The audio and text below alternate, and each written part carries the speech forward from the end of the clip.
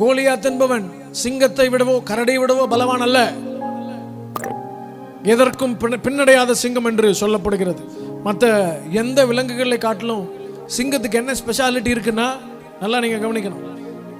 மிகப்பெரிய வல்லமையான விலங்குகள் எல்லாம் உண்டு காட்டில். சிங்கத்தை விட வேகமாய் ஓடக்கூடிய விலங்கு சிறுத்தை, சிங்கத்தை விட உயரமான விலங்கு ஒட்டகச்சிவிங்கி, சிங்கத்தை விட மிகப்பெரிய பலம் உள்ளது யானை. இது எல்லாம் இருந்தும் சிங்கத்தை விட அதிகமாக சூப்பராக வேட்டையாடக்கூடியது புலி. சிங்கத்தை விட பெரிய மிருகமும் புலி தான். இது எல்லாம் இருந்தோம் ஏன் சிங்கத்தை நம்ம ராஜான்னு சொல்கிறோம்னா, வசனம் சொல்லுகிறது, அது ஒன்றை ஃபிக்ஸ் பண்ணிருச்சுன்னா பயந்து பின்னாடி போகாது.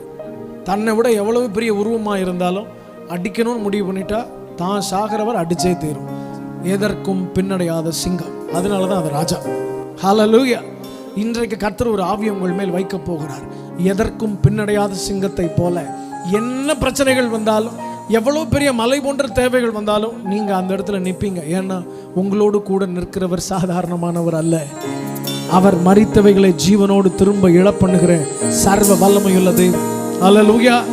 எசேக்கியேல் 37வது அதிகாரத்தில் ஆண்டவர் சொல்றார், உன் பிரேத குழிகளை திறந்து உன் பிரேத குழிகளிலிருந்து உன்னை வெளிப்பட பண்ணி என் ஆவியை உன்மேல் ஊற்றி ஜீவன் உண்டாக பண்ணி உன்னை இஸ்ரவேல் தேசத்திற்கு வர பண்ணுவேன். அப்பொழுது நான் கர்த்தர் என்று அறிந்து கொள்வீர்கள் ஆண்டவர் சொல்றார். ஹல்லேலூயா. இந்த நாளிலே மரித்தவைகள் எல்லாவற்றையும் கர்த்தர் ஜீவனோடு எழுப்புவாராக. உங்க வாழ்க்கையில மரித்து போன உங்கள் பெயர்கள், கெட்டு போன உங்க பேர், ஆசீர்வாதங்கள் எல்லாவற்றையும் திரும்ப ஆண்டவர் ரிவர்ட் பண்ணுவார், திரும்ப தருவார்.